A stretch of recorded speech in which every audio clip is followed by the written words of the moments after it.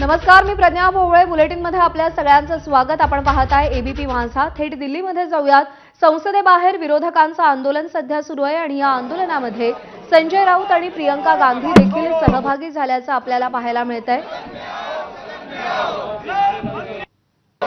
विद्यार्थ्यांवरती palette गननं मारा करण्याचे आदेश गृहमंत्र्यांनीच दिले असा दावा करत हे सगळे खासदार संसदेच्या बाहेर आंदोलन करतात. संजय राऊत, प्रियंका गांधी हे या आंदोलनामध्ये सहभागी झालेले आहेत. विद्यार्थ्यांवरच्या लाठीचार्ज विरोधात हे आंदोलन केलं जातंय. त्यासोबतच हातामध्ये बॅनर आहेत ते राम मंदिर दानचोरी प्रकरणासंदर्भात टीका करणारे.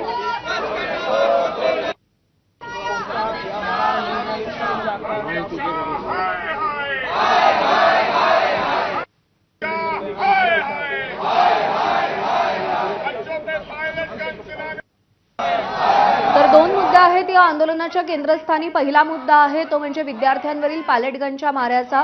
काल संसदेमध्ये बोलत असताना राहुल गांधी यांनी केंद्रीय गृहमंत्र्यांवरती आरोप केले आणि त्यावरून सभागृहातलं वातावरण तापलेलं होतं.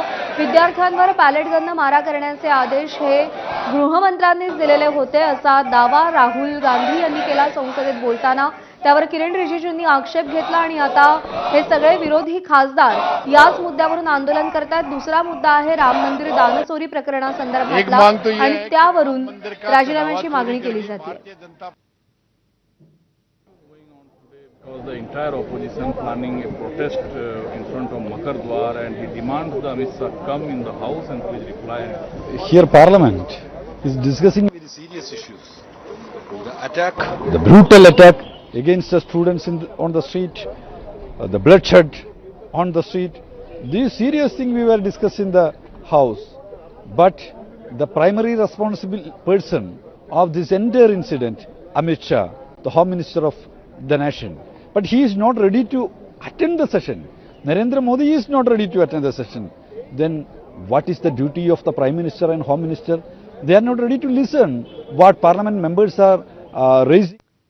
तर पॅलेट गनच्या वापरावर बंदी घालण्याची मागणी